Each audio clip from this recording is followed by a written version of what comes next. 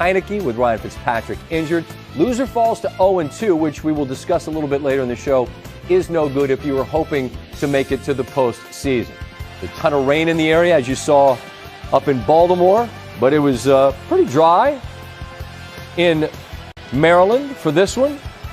Giants on a drive, and Joe Judge wants a roughing the passer penalty as Chase Young gets there. Jones slams his head down to the turf. The weight of Young, I guess, on him. That's going to get a flag these days. And Jones using his legs. That was a story in this one. Second rushing touchdown this season. He had 3 in his previous 2 years combined. 7-0 Giants. Jones looking to flip it out there to Saquon Barkley. Nick Gates is down in pain after the play. Ugly injury.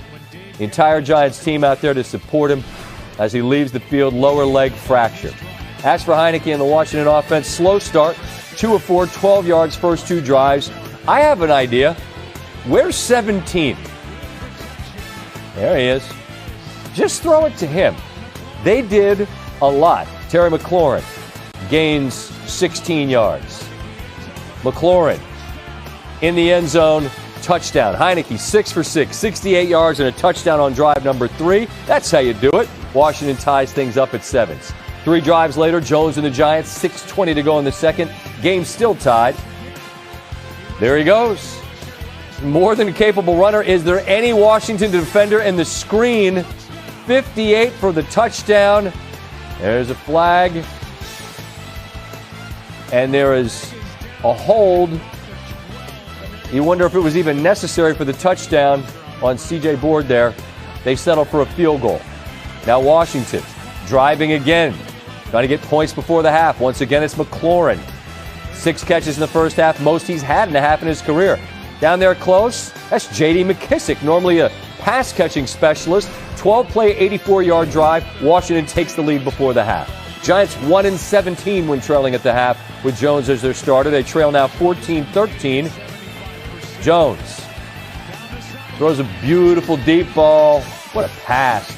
Darius Slayton keeps both feet in. That's 1, that's 2. Jason Garrett thrilled at the G-men take the lead by 6.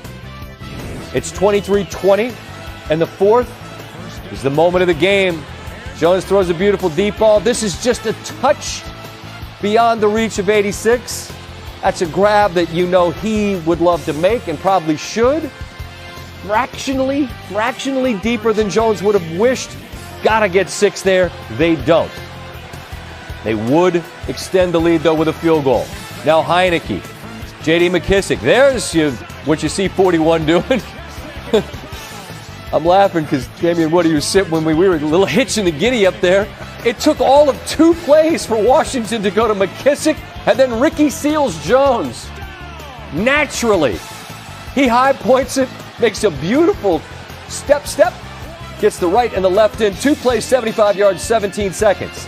Washington with the lead. The Giants with time. Jones, Slayton, but he cannot keep his feet in bounds. On the sidelines, Kenny Golladay, frustration's evident. But then Washington, they're in a situation where they can put the game out of reach if they get a first down. I get maybe throwing it, but not there. James Bradbury makes a spectacular interception, and Washington, for the second week in a row in the fourth quarter, in the red zone, hand the ball to their opponent, and Graham Gano is absolutely automatic. He puts that through from 35. G-men have the lead late. Ensuing Washington drive. They got 1 timeout because the Giants were incomplete on 3rd down, trying to get more yardage before that field goal. There's McKissick short of the line to gain.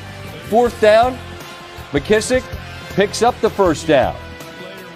1st and 10, Washington 38. Again, still with that timeout. This is the stuff that you practice every week. Can you run it efficiently? Logan Thomas with another grab. 34 seconds to go. Complete.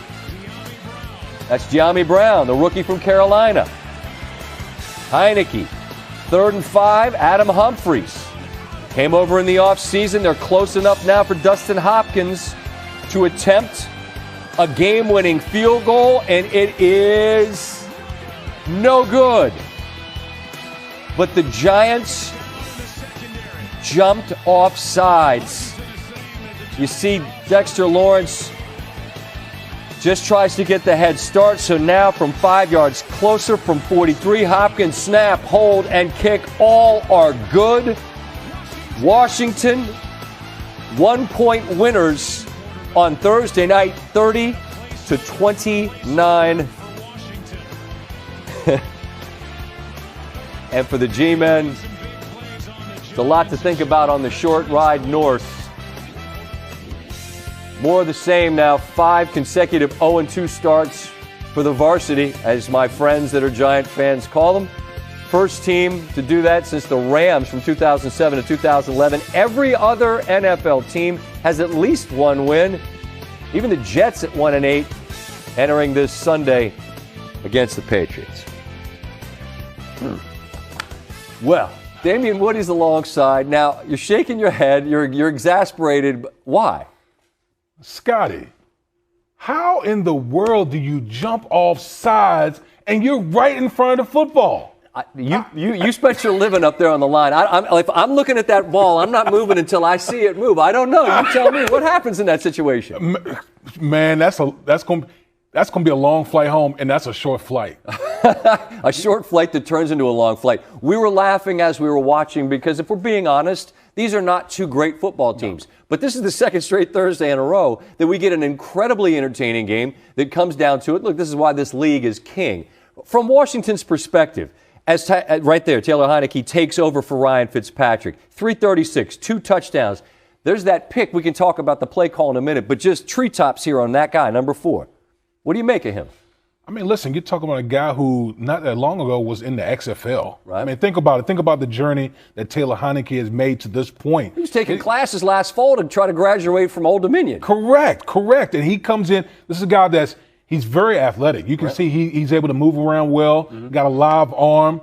And some guys would have folded, when he threw that pick, but he was able to march his team down the field, and ultimately they were able to kick the game-winning field goal. Now, I don't know how far this Washington football team is going to go with a guy like Taylor Heinicke, but I will say I think his story and his athletic ability, he kind of reminds me of a younger Ryan Fitzpatrick to that extent. He's young, athletic, and he's not afraid to throw the ball in tight spaces. Gives you a chance. Certainly gave Washington a chance. And as we looked at their schedule, you can't lose your first 2 at home, particularly when the next 7 are really rugged. You've got your 3 home games are against the Chiefs, the Buccaneers, and the Saints, and they go on the road for the other 4 games. So if you're Washington, you have to have it. In a sense, this is sort of given to you after you gave it back to them on a pass that gets picked and then a field goal that was no good, but there's a penalty.